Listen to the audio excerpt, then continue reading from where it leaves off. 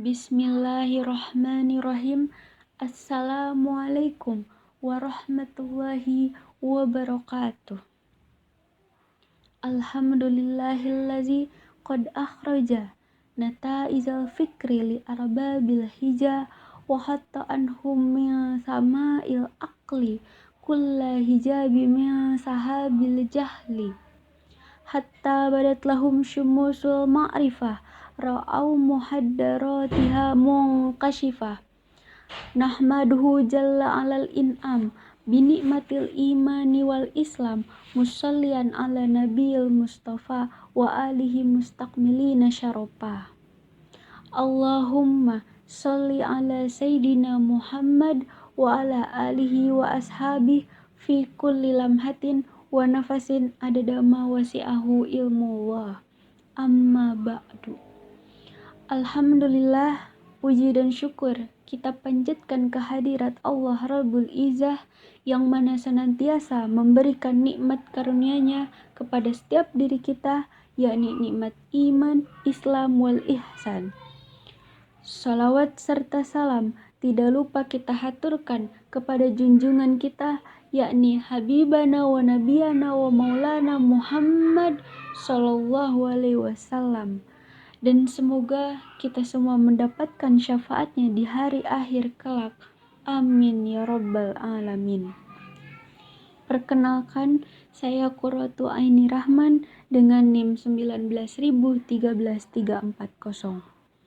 Pada kesempatan kali ini, saya akan menyampaikan materi yang bertemakan Islam rahmatan lil alamin. Islam adalah ajaran yang lengkap, syamil, dan mukamil. Itulah yang kita yakini. Keunggulan Islam sudah banyak dipaparkan oleh para cendekiawan, pakar, dan ilmuwan. Gagasan Islam rahmatan lil alamin ini bersumber dari kata Islam itu sendiri, yakni salima menjadi yaslamu, salaman, dan salamatan, yang artinya damai, keamanan, kenyamanan, dan perlindungan. Dan sebagai agama, Islam merupakan manifestasi dari damai itu sendiri. Ajarannya mendorong manusia untuk menciptakan hidup yang damai, yang penuh kebaikan serta toleransi. Berdasarkan dari tema tersebut, saya akan memperdalam materi tema tersebut dengan subtema yakni pintu menuju rahmat Allah Subhanahu wa Ta'ala.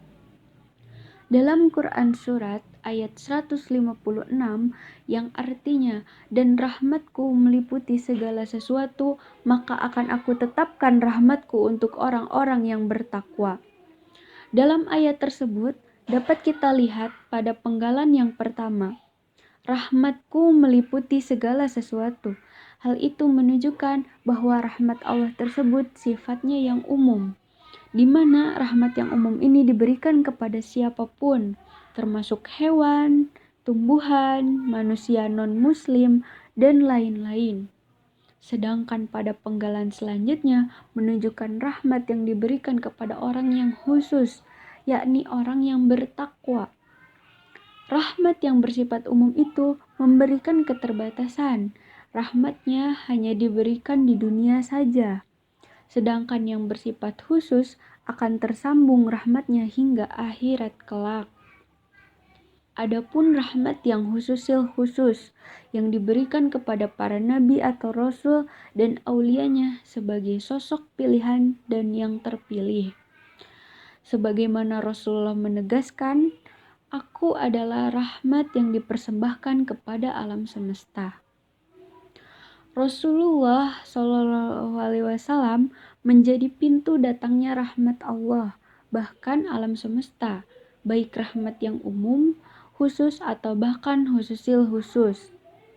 Sebagaimana firman Allah dalam Quran Surat Al-Anbiya ayat 107, dan tiadalah kami mengutus kamu melainkan untuk menjadi rahmat bagi semesta alam.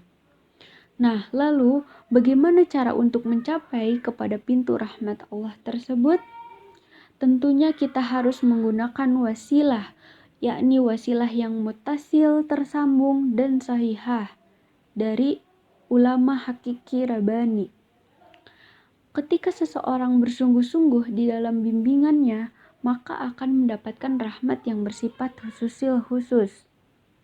Karena sifatnya khususil khusus, sudah khusus, lalu tambah khusus, maka jika diibaratkan seperti produk antik dan mahal yang dikeluarkan oleh perusahaan terkenal hanya dalam jumlah yang terbatas.